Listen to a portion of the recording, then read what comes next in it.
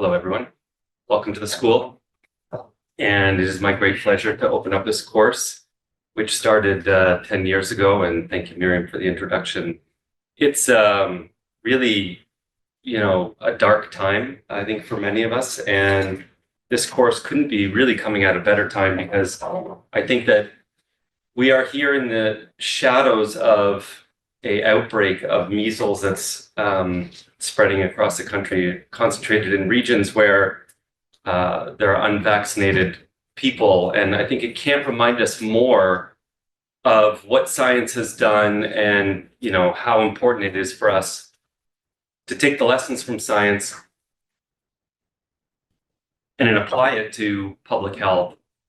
And I think that this is really scary. And one of the things that I want to convey at the beginning of this lecture, and we have a good audience here. I see there's 400 people, which is, it's so important for us to be conveying, what science has done, how it can help, and how it's advancing public health. And I think, we feel often that we are good communicators, but I fear that, during COVID, it actually set us back. We did so much to help the pandemic, us as scientists, the scientific community, and yet still we're faced with people, I think, even a backlash, and we have to fight against that. So more than anything, I just want to send out to all the people on here that it's more important now than at any time that we not just sort of practice science, but that we convey to the public exactly, what we are doing and how it is helping people. Because don't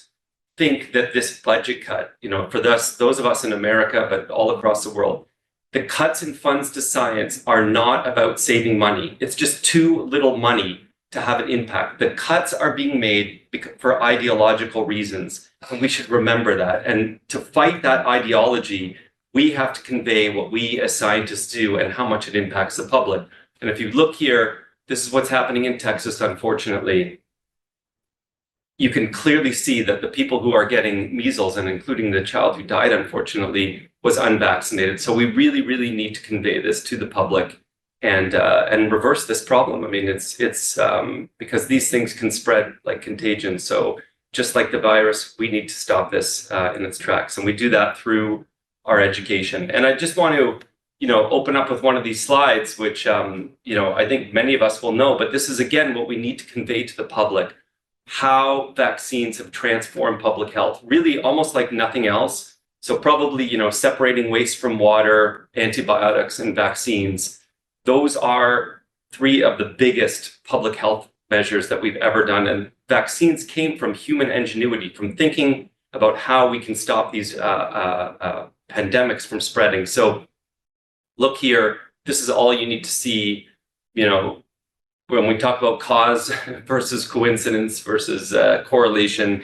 I mean, really here you can see cause, and it's really remarkable. Just look at when each of these vaccines was introduced, and then you can see instantly the drop in infectious disease rates. So this is something that's very important, and I'm going to talk a little bit about it. So the concept of vaccines really started, actually it started in Egypt, Egyptian times, ancient Egypt, but I think modern day usage of vaccines started with Edward Jenner. And the notion, actually the story that's told, is that he noticed that there was a lot of scarring on people's faces during this time from people getting smallpox, horrible disease that thankfully is almost eradicated from the world, or is officially eradicated. And what Jenner noticed is that the milkmaids, the women who were milking cows, weren't developing smallpox. And he realized that this may be because they were being exposed to the cowpox, and this was providing them protection. And so from that, he started taking pus either from people's faces or from the cows, and started applying it to people, actually injecting, including kids, with it. And this was stopping the spread of smallpox. So this is really a transformative idea. Because we have our French colleagues online, I, of course, have to acknowledge the monumental advance made by Louis Pasteur, which really transformed vaccine development from, taking something like cow pus and inoculating kids with it, to actually understanding at the base. And this is really where transformed from observation to really science, experimental science, because what Pasteur started to do is actually develop vaccines in a way of attenuating or inactivating those viruses, which is the basis of vaccination up until quite recently. And what he would do is pass the vaccine, or sorry, the virus through animals until it became weaker and weaker, and then he could give it the infection to people without it actually causing the disease. And that's the basis of it. So when people say, oh, vaccine is dangerous, I mean, it absolutely cannot be as dangerous as getting the infection itself. And the reason for that is because it is actually a weakened, inactivated, or now even just a component of the virus itself. And if I go back to the slides I showed you before, I mean, there's no way that getting the measles vaccine is worse than getting measles. Getting the smallpox vaccine is not worse. And we have to convey that to the public, how big an impact this has had.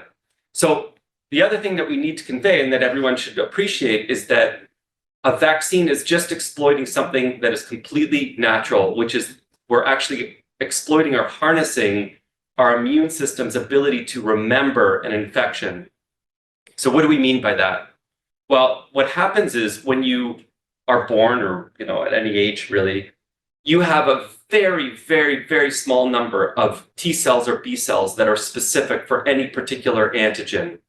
Maybe it's 1 in like a billion of your T cells, but actually even less. Okay, so in order, if you were to get infected with something, it takes a little bit for those T cells and B cells to expand themselves. But once they do, once they expand, okay, and there's two components of this expansion. One is that the antigen has to find the T cells. So most of our T cells and B cells are located in our lymphoid tissue. The viruses and bacteria and other things don't always go to those tissues.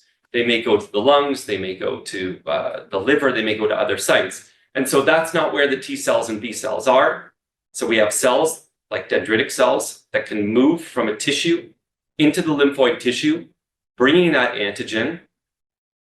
They expose it to T cells, they amplify those T cells, and now you have lots of clones that happen during that infection. You go from having, let's say, 1 in your entire body that's specific for a pathogen to having thousands and hundreds of thousands. Thankfully, they contract. So once the infection is beaten, those T cells and B cells, plasma cells, they contract to a much lower number because we wouldn't want to be overwhelmed with all those T cells and B cells specific for one particular antigen. So they die, most of them die off, but we're left with a residual number of T cells and B cells that are higher than before the infection. And this is the concept that vaccines are exploiting. They're leaving behind a number of T cells and B cells that is higher than when we started, and those T cells have a lower threshold of being activated the next time they see the infection. And so this is what we call immune memory. And when we provide a vaccination, we train the immune system to remember that infection. We leave behind more clones, more B cells that can produce antibodies that can get ready to respond to the next infection. And then when the next infection comes, we have more T cells and B cells ready to respond. And they ramp up much quicker because when you start with more, when you go from 1, and then have to ramp up to 1 million, that takes days and days for that to happen. When you start with hundreds, that is a much quicker response that we can have. I hope that's clear. Now, I want to show this slide for a particular reason. So when we think of vaccines, the best vaccines like the yellow fever vaccine, we think of the fact that we can get the vaccine once and we are never susceptible to infection again. And that happens in some of the cases like this. So you get vaccinated and you have a level of protection. And generally when we're talking about protection, vaccine protection, we're usually talking about antibodies. So you get exposed to the vaccine and then your body starts making antibodies for the rest of your life. And it makes those antibodies at a level that is able to prevent the future infections from infecting your cells and taking hold and giving you disease. That is one model of that is one way the immune system responds to vaccination, and that happens for something like yellow fever, as I mentioned. But then there's other situations where thankfully, again, you get vaccinated, you have this memory, but your antibodies contract. So you can hardly detect them in your blood, but at the same time, you still have lifelong protection. So why is that? Well, we have that because the virus actually may have or the pathogen, doesn't have to be a virus, has a slow incubation before it takes hold and provides disease. So what do I mean by that? Well, if the pathogen infects you, but then it slowly replicates, that gives your immune system time to ramp back up those antibodies and T cells and B cells to fight the infection before it explodes and causes disease. And that happens with things like hepatitis B. So these two models that I'm showing you here are examples of how we classically think of vaccines working. Now, I'm showing this because many people in the public were upset that the COVID vaccine didn't provide lifelong protection. And they turned that into the fact that, the public was lied to. You told us we would only need to get vaccinated once and it would be done. That is not true. And the reason it is not true, we knew that you would have to be repeatedly vaccinated, just like you need to be repeatedly vaccinated for flu, because viruses can behave differently. And in the case of COVID and flu, two things that are much different about them than hepatitis B or yellow fever is one, that they evolve. So they will change their entry protein, like spike. They'll modify it slightly so it circumvents the existing antibodies that we have. But the other thing is that they are very fast to replicate. And so as our antibodies contract, and then when we want them to ramp back up, it takes time to do that. And this pathogen, in the case of COVID or in the case of flu, they're so fast that it takes a little bit for those antibodies to get back to a level that protects us. But don't be fooled, they still protect us. And we know that because in the pandemic, and I think it's actually not quite the next slide, but I'll show you in a minute, we still are protected from severe disease no matter what. Because even though it's a slow ramp up time, the virus infects quickly, before you get severe disease, your immune system, once it's been educated, is fast enough that it can beat the disease from converting to moderate to severe or even mild. Okay, so in the early era of vaccines, in the time of Pasteur and Jenner, well, in Jenner we didn't even use germs, but in the time of Pasteur and since, most vaccines have been developed by using attenuation processes. So what we do is we try and cripple the virus from being able to, or the pathogen from being able to replicate itself. And we can do that either by weakening it so that it doesn't divide very well, or doesn't have a way to proliferate, copy itself very easily in your cells, or we can actually just kill it. And in this way, it can't replicate at all, but it still provides those proteins to your body to educate them. Subsequently, we moved to even more rational design. We went from understanding that there was only really components of the pathogen that we needed to vaccinate against. So in the case of COVID, what we all know is you don't need to be vaccinated against the whole virus. You really just need to be vaccinated against the spike protein. And so for many years, we've been developing what we call subunit vaccines, where we just use a particular piece of the vaccine and educate our immune system on that. Now, in the most modern era, and this is really where we are today, is that we can really rationally design these vaccines in a very a way that is extremely fast, safe, and even scalable. And that's through the use of viral vectors, but also nucleic acid vaccines. And that's what I'm here to talk about today, which are the mRNA vaccines. So this is a technology that has been around, we can date it back to the late 90s, but really exploded, obviously, in the past 10 years. And the idea is really that we can take a template of DNA, we can encode in it a piece of a pathogen, as much of the pathogen as we want. Obviously, it's not the full pathogen, so it's just enough to educate the immune system to make those antibodies against the pieces of the pathogen that we want to block from being able to infect cells.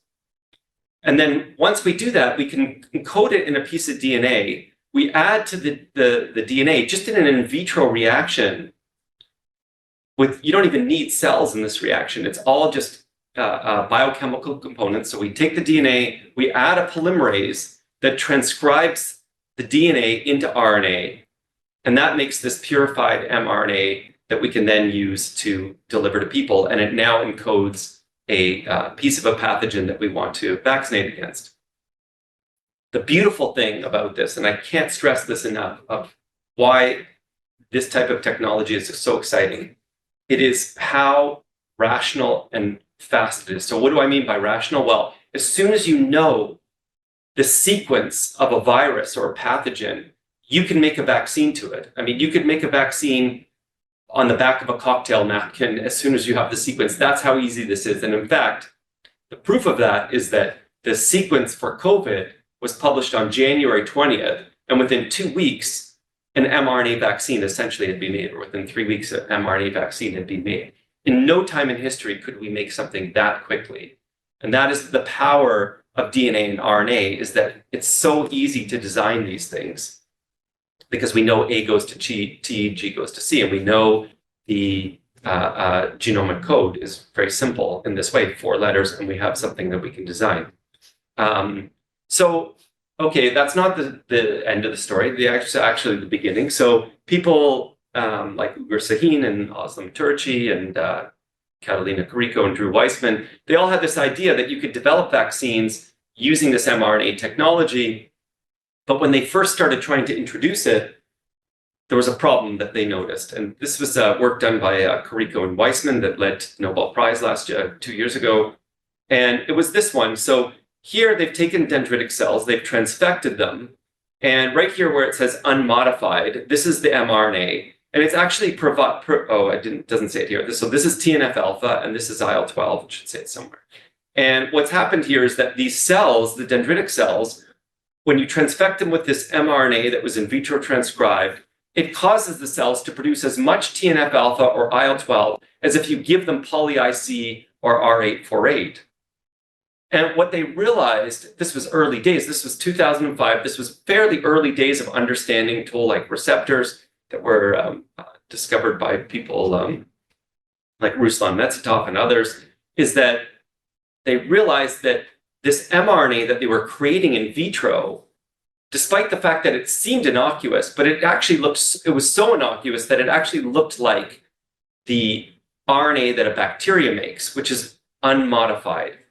And so Carrico said, well, maybe I should add these modifications to make it look more like the mRNA that is produced in human cells.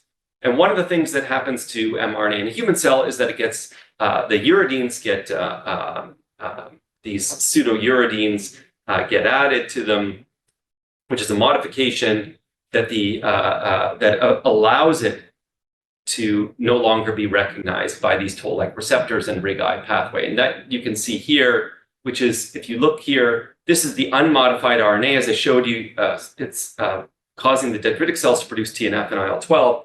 But as soon as you add this pseudouridine, sorry, I lost my, as soon as you add this pseudouridine, now you can see that's gone away. And that's because we've now made the mRNA look like a mammalian mRNA and not a bacterial mRNA. And I want to stress something that Miriam had mentioned in her introduction, that this could not have been possible if it wasn't for all the people studying basic science of how we understand how the immune system recognizes pathogen RNA from a mammalian RNA. So that was a basic discovery that led to this translational advance, which led to the COVID vaccines. And we should not forget how important that was. If people weren't studying bacteria, if they weren't studying even fruit flies, which is one of the places that we discovered these toll-like receptors, we wouldn't be here today with these vaccines. So very important, really, really good note to tell people if they're asking, you know, what has this brought us? And now, not only did this result in not triggering this inflammatory pathway, but it also resulted in a more stable expression. Now that comes from 2 reasons. So what you're looking at here is when you added the pseudouridine, you now increase the output of that mRNA. And so you get both more protein because the mRNA was more stable, and also because you haven't triggered this interferon response, which actually results in translational shutdown. Okay, so amazing advance, but we still had a problem, which is the mRNA, if I was to just inject it, This is an animal. This is a recent experiment, but certainly if I was to inject a human. So in this experiment, what's been done is they've taken mRNA and they put a probe on it so we could see where it goes and how long it remains. And when you inject naked mRNA, whether it's pseudouridate, whether it has any mRNA modifications or not, it doesn't matter. You can see that within 2 hours of injection, the mRNA is gone. It's being degraded. That's because mRNA is very unstable. And in our blood, in our cells, we have lots of RNases that rapidly degrade these molecules, which is good because we want to degrade viruses. We want to degrade just naked RNA that's floating around. So a major advance, which came in parallel, was the development of these lipid nanoparticles. So this is a way of encapsulating RNA into a lipid fat bubble, not unlike an exosome. I mean, it's not the same as an exosome, but, and inside, well, there's part of this is this ionizable cationic lipid, which is negatively charged, so it binds the RNA, and it allows it to sit in this encapsulated formulation.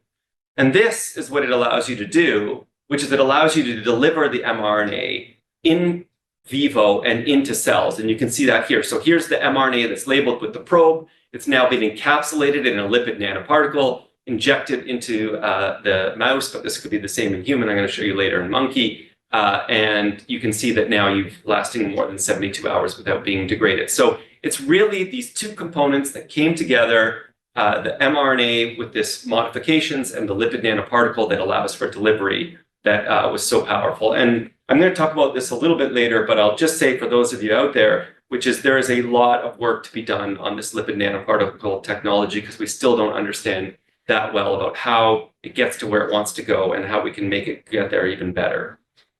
Okay, so here's the two components. And now the basic premise, which I already touched on before, is that when you inject it's now the mRNA encoding for a pathogen in this lipid nanoparticle, in this fat bubble, you inject it. Now what happens? So when you inject it, it actually doesn't just stay in your muscle. It leaks out of there and gets into these cells that we all know called dendritic cells. What's special about this lipid nanoparticle is that it was designed to infect these cells or transfect these cells extremely well. Once it gets in, the mRNA from the lipid nanoparticle is released and it starts to produce this protein. In this case, it's spike protein. And that protein gets put into 3 different pathways once it's in the dendritic cell. So it will be produced and exposed on the surface of the cell. This is an example, spike. So the spike actually gets loaded onto the surface of the dendritic cell. But then part of it, the protein, as it gets broken down, it will get loaded onto MHC class 1 and MHC class 2 of the dendritic cell. And when it's loaded onto class 2, the dendritic cell can now present to CD4 T cells. And they will now get activated, they'll expand, and they'll start to produce things like interferon gamma, TNF, IL-2. Also IL-6 can happen from the dendritic cell. And this helps the B cell get expanded and now start to produce antibodies. So B cells that recognize that spike protein, they get helped by these CD4 T cells, they get expanded, and now they start to produce antibodies that helps us neutralize. And really key to this is the ability for the dendritic cell to activate these naive T cells. And that comes from the fact of, well, I'm going to tell you a little bit about that in a minute, but one of the reasons it happens is because the dendritic cell is able to traffic to regions and find these rare antigen-specific T cells. Now, the other thing this vaccine can do very well is trigger CD8 T cells. And it does that because the mRNA is in the cell producing the protein getting degraded, loading onto class 1. Now that can get presented to CD8 T cells. And so why do I highlight that? Well, it may not be important for COVID, maybe, but may not be, but it's very important for developing cancer vaccines. And that's a real power of this technology. So I think we should all know, and I think most people have background in immunology, but I'll just remind you that a T cell does not get stimulated on its own. So you need antigen first, and that's provided by the dendritic cell, but that's signal 1. But if this molecule here, like CD28, does not get triggered the T cell will not get activated. At least a naive T cell will not get activated. So you need a second component, which is, oh, sorry, I didn't show it well. So what you need is this should be attached here. So what you also need is a signal 2, which is a co-stimulatory molecule from the antigen presenting cell. So signal 1 is the protein presented to the T cell. Signal 2 is co-stimulation, like B7-1, B7-2, CD80, CD86. But then you also need cytokines, which people often refer to as signal 3. So things like TNF and other things that can activate these, help activate IL-12, that can help activate these T cells. So a question that we didn't understand was how these mRNA and lipid nanoparticles are triggering the dendritic cells to upregulate signal 2. And some beautiful work that happened over the past 5 years has shown that actually there's several different aspects happening here, and one of them is the mRNA itself. So I told you before that the pseudouridines help to silence the mRNA from triggering the interferon response, but there's actually still some leakiness of that occurs. Now that may be because the mRNA forms a double-stranded structure that can still trigger RIG-I. That's one way it happens. And then the other way is that the lipid nanoparticle itself, we think, is able to trigger dendritic cell activation. And the details of that still aren't well understood. So this is a beautiful area for many people to focus on if they're interested. We think it may happen through potentially inflammasome activation, or another possibility is that as the lipid nanoparticle enters the cell, the very act of disrupting the endosome to enter the cytosol may actually help trigger dendritic cell activation. And this is a really interesting area, I think, for people to pursue. And you can think about why evolution would have designed the dendritic cell to be sensitive to something entering it and triggering it. But this is an important component of these vaccines, which is the adjuvant activity of the LNP and mRNA in triggering activation of the DCs to provide signal 2 and signal 3. Okay, so I think probably people don't need to be told the vaccines work, but I'm going to tell you anyway, because my hope here is that some of these slides can be used to convince your friends at cocktail parties who may not be scientists or potentially politicians in your district. So this is just a remarkable figure. I think if anyone, nowadays it's sort of brushed off, but in 2020, when we were all there in lockdown and wearing masks and scared to visit our mom and dads and whatnot, seeing this was really the end of we could see the end of the pandemic coming. This is the number of infections for the people who took placebo, and this is the number of infections for those who took the COVID vaccine and in the clinical trial. Massive clinical trials, 21,000 people in each arm. I mean, very few trials, at least that we run here, with that type of number, and that's pretty remarkable. So, and then just to show you here, this is now data that extended past that, and you can just see that not only because you'll hear people routinely say, "Well, I got vaccinated and I still got COVID." Well, you didn't die, so that's a pretty huge deal, and the risk of dying was 14 times reduced. That's a massive number by getting vaccinated, and these are the numbers from the CDC. These are real world data. So I think it's pretty amazing, and I think the other thing is that these vaccines are able to be made in weeks, not years, and with a technology that is broadly transferable. So it's not like we need to design you do need to design a new vaccine each time, but you can use that technology, and as soon as you have the sequence of your pathogen, you can start to design a new vaccine. Okay, so in the second half, in the next part of it, I'm going to tell you, move on from what else we can do with this mRNA LNP technology. And one of the things that's being worked on is tolerogenic vaccines. So, you think to yourself, like, well, this thing stimulates the immune system, how would it be able to induce tolerance? Well, the idea here is, could I provide signal 1, the antigen, without signal 2 or signal 3? Because that we believe, or we know from at least model animal studies, that providing signal 1 without signal 2 or 3 can be a way to tolerize T cells. It can cause them to be deleted or energized. So in this study by the group at BioNTech, they performed this experiment where they created a lipid nanoparticle encoding MOG, a piece of MOG, which is a protein that's used, well, it's part of, expressed by astrocytes, oligodendrocytes, and it's produced by oligodendrocytes, and it is the pathogen, one of the pathogenic antigens in multiple sclerosis. And so what they did is they developed a mRNA that encoded MOG 3555 and this piece of the protein, and then they made the mRNA as silent as possible by adding these superuridines.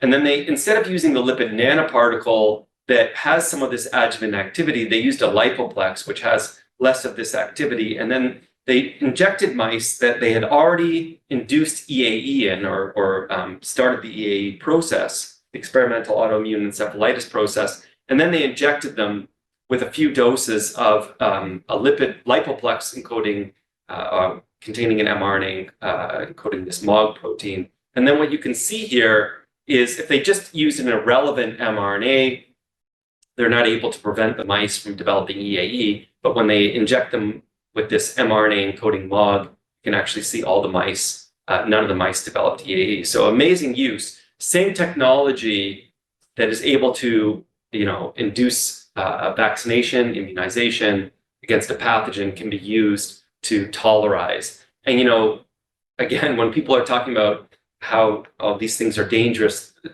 just take a look at this, at how safe these can be actually, to the point where we can induce tolerance to something. Okay, now I stop here. So the other thing that they can be used for, actually, they have really a broad use, and one of them is this very exciting technology that we've all been aware of, which is CRISPR-Cas9. So this is a way to edit genes in people. So if someone's born with a mutated gene, we can actually modify it. We can get rid of a pathogenic variant. We could potentially revert a base to a proper base using base editing. And we can do things like replace a protein. There's lots of things you can do with this technology, CRISPR-Cas9. But the question is, how do we deliver that? How do we get a cell in the body to express a CRISPR-Cas9 even transiently in order to edit the genome? And the answer actually, you can do different strategies, but a really powerful and the most clinically advanced strategy to do this is the use of mRNA and lipid nanoparticles. So very simply, you encode in the mRNA Cas9 or a Cas9 variant, and you co-package into the lipid nanoparticle the mRNA encoding Cas9 and the guide RNA targeting the gene of interest. You deliver the nanoparticle, gets into the cells, and then it will edit the genome just like people have done in their experimental models. And this is remarkable because this is now 4 years ago. There's been many advances since then, but this is an example of a patient treated with a lipid nanoparticle containing an mRNA encoding Cas9 and a guide RNA targeting the ATTR gene, which in this case was pathogenic in these patients. And you can see here, this is control treated. And then you can see when the patients were injected with these increasing doses of the LNP mRNA encoding this combination, we're able to knock out this pathogenic level of TTR in their blood. Okay, so I'm going to switch to some work that's been done by my lab in the last couple of slides, and just tell you about some questions that we had. So one of the things that is touted as a huge advance of these this technology for vaccination, and I would agree with, is the ability of the LNP to deliver to dendritic cells directly and express. Because most vaccines are working through, hoping that the dendritic cell or macrophage will uptake the attenuated virus or inactivated virus. Even harder when you're talking about subunits, you need to get them into these cells. But the question was, since other vaccines work by cross-presentation or uptake through these other pathways like phagocytosis, we wondered if the LNP, no matter who it delivered to, would it still induce an immune response? Did it really need to be expressed in dendritic cells? And then the other question is, which I'm going to tell you about now, which is a unique feature of these vaccines is that they actually actively transfect other cell types. So when you give a subunit or when you give a inactivated pathogen, we are relying on the phagocytic properties of antigen-presenting cells to take up these pathogens. But now we're using a nanoparticle, which has been engineered to be optimized to transfect in many different cell types. And so we wondered, is there a contribution from these other cell types? So I'll just show you here first work from my lab done in mice, but other people have done this work as well, and I'll show you in monkey, that when you inject intramuscularly, you actually get transfection of other cell types. That's true. I mean, you have lots of LNP that goes out of the muscle. This is not controversial to say. We actually think now, we thought originally that dendritic cells were being transfected in the muscle. I think this is not the belief anymore. I think the thought now is that it leaks out and goes to the lymph nodes, but we can see here that we're also lighting up the liver. When you inject IV, you get even more in the liver and elsewhere. And then one thing that we noticed, and we're not the only ones, I'm going to show you something in a minute, is that you actually get transfection of muscle fibers. Not tons, but you definitely get transfection. Now, these are skeletal myocytes that are actually expressing the antigen encoded in the mRNA. Again, not just in mice, but this has been seen in monkey as well. So this was work done even pre-pandemic. You can see these muscle fibers expressing the protein that's encoded by the mRNA, and you can see that here and here. So my lab has generated this technology that allows us to control the expression of an mRNA wherever in any cell type we want. And what we do in this is we encode target sites for a microRNA that are naturally expressed in cell types of interest. So we're not expressing the microRNA, we're just expressing the inverse of that microRNA, the target site for it. And so if this mRNA encoding antigen X gets transfected into cells that don't express the microRNA, the mRNA will get translated the protein produced. But if the microRNA is naturally expressed by those cells, it will recognize those target sites in the mRNA and degrade it before the protein can be produced.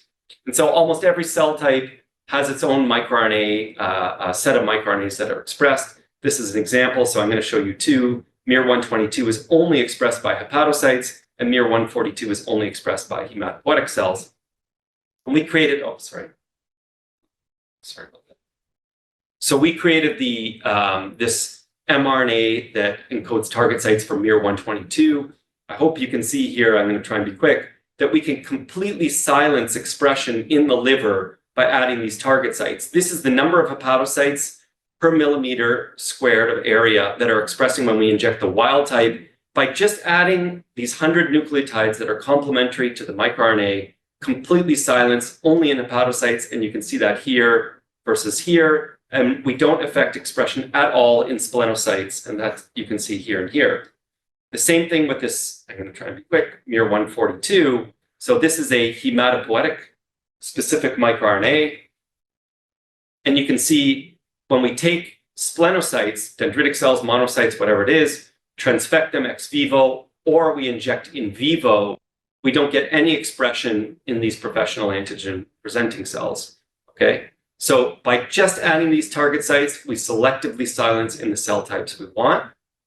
And this is another example where we took these two microRNAs, miR-133 and miR-206. They're only expressed by myocytes, by muscle cells. And you can see here, I'm actually going to show you here maybe even better. So if you inject the wild type, so this is an RNA in LNP encoding GFP, you do an intramuscular injection, like I showed you before, you get myocytes, skeletal myocytes that are expressing GFP. You also get, these yellow arrows are pointing to dendritic cells and macrophages in the interstitial space that are also expressing it. But now when you add these target sites, you lose expression in the myocytes. And again, that's because the microRNA is seeing those target sites, binding to the transcript and degrading it. You do not lose expression in these interstitial cells, the dendritic cells, and you don't lose any expression in the spleen. Like I told you, the LNP leaks out of the muscle, goes to the, or this is the spleen, but it also goes to the lymph nodes, and you're getting equivalent expression in all these different cells, whether you have the wild type RNA or the one with the target sites. Okay, so I just have, I think, two more slides. And what I'm going to show you is, this is unpublished data as far as I know, no one's ever looked at this, which is what is the contribution of these different cell types when you silence expression? So we as immunologists like to deplete cells to find out what they do. In this particular case, what we're doing is we're depleting expression from a particular cell type without greatly perturbing the system. We didn't change the LNP, we didn't deplete a particular cell type. And now, so this is looking at GFP-specific T cells, because our vaccine encodes GFP.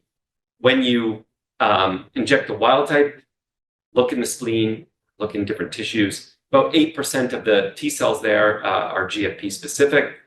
When you silence in hepatocytes, much to our surprise, we actually triple the number of T cells. So what that was telling us is that somehow expressing in hepatocytes is actually tolerizing to the antigen. Okay, so that's actually dampening the immune response to the RNA LNP, which actually is very good if you want to induce tolerance. And then if we silenced in antigen-presenting cells, including dendritic cells, so we cannot detect any expression in dendritic cells. And we were very surprised because actually we thought we would kill the priming and the expression here, but we don't actually. We actually only decrease it by about half, not even half. And this is telling us something very interesting. So it's not that I don't think dendritic cells are still important for priming, but I think that there's clearly antigen transfer happening here, which is allowing the antigen to go from one cell type to the professional antigen-presenting cells. And I think that's interesting for a variety of reasons. Now, this was the most surprising result to me. I know I keep saying they're surprising, but they were surprising results for me, which is that I didn't think the muscle would really contribute that much, but it looks like it does, at least in our case. So I showed you that when we silence in muscle fibers, we don't have any difference in splenocytes, still get lots of expression there. But when we silenced only in those myocytes, we decreased the level of T cells by half, telling us that somehow those skeletal myocytes are contributing to the immune response to the RNA LNP to a degree that we would not have expected.